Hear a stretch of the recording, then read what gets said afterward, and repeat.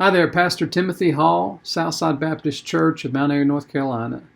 Today we're going to be in Genesis chapter 1, and we're going to go ahead and read verses 1 through 5 and pull out some new thoughts here for today's Bible study. Let's start with verse 1. In the beginning God created the heaven and the earth. And the earth was without form and void, and darkness was upon the face of the deep. And the Spirit of God moved upon the face of the waters. And God said, "Let there be light," and there was light. And God saw the light that it was good, and God divided the light from the darkness. And God called the light day, and the darkness he called night, and the evening and the morning were the first day. Such profound things taking place in this verse. We learn about the creative ability of God, that God did not copycat the creation that we know around us, but that, in fact, the creation itself came from God alone. That's it. He didn't go over here to another source and say, well, this is what it means to have light and dark. No, he's the originator of it. He started it. And when he began this work, he indicated that there was a clear separation that must take place between light and dark. And God is the source of that light. In this passage, it says that God said, "Let there be light," and there was light. Now, here's the thing. Through the creative work, the celestial bodies do not yet exist. So the idea of light and dark that you and I often take for granted. We walk into a room, we flip a switch, the light comes on. I've got a desk lamp that's hovering over me right now. If I flipped it off, everything would go dark here. And we often take that for granted, the idea of light and dark. But that process that takes place of light filling the room and darkness leaving, that was a work, that was a design that originated from God himself, who was the original source of all light. Now noodle on that just for a moment. In our lives, if God is absent, you know what we find ourselves doing? Stumbling, having trouble, having fear, having worry. It's as if we're walking in darkness. But then when God comes into our life, and that wonderful light, which is his Son, Jesus Christ, shines forth in our life, in our reality, in our world, now I see my existence like God sees it. I have purpose that I never had before.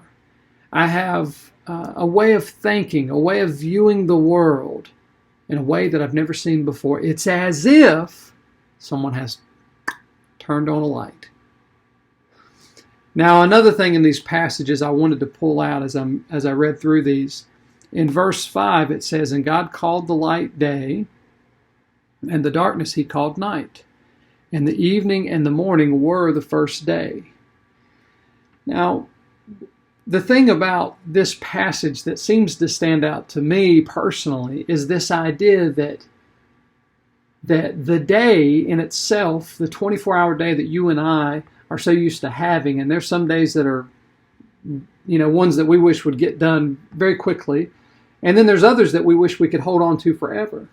But here's the thing about God. Each and every day, if we go back to this verse and we consider what God's done here, each and every day has been divinely prepared for those who exist in that day.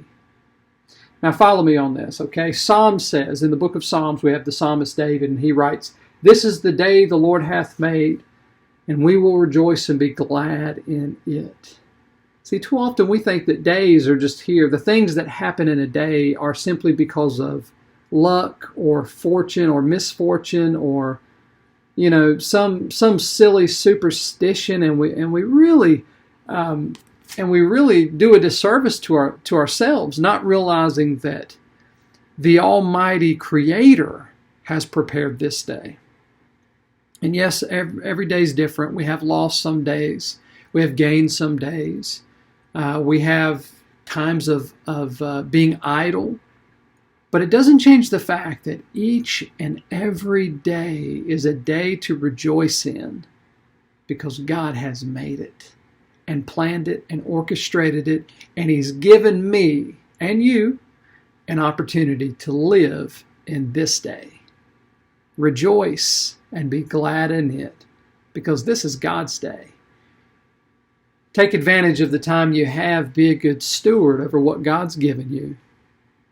Maybe your health, maybe your spiritual health, your family, your job place, whatever opportunities God puts before you, as long as they're there to honor Him, take advantage.